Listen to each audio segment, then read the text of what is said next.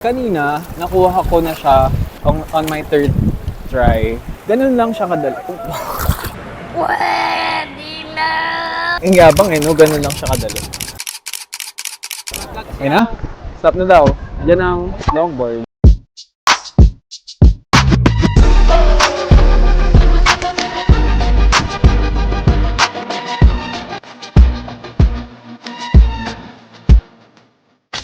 Hi guys! Kakatapos lang ng 2-hour session. Dumami na yung mga tao doon sa gitna kaya umahon na rin kami. Nagwa-white na yung lips ko kasi.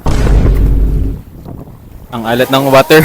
That's a little salty. It's so nice here in Cloud9 kasi yung wave niya is very okay. Surfing talaga siya.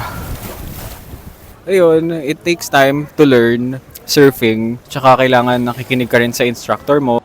Thank you, Sir John Ray. Bye-bye. Thank you. Thank you, sir. I just wanted to say thanks. And that ends our surfing lessons. Dami kong natutunan and na-experience here in Siargao. Yun lang. Bye!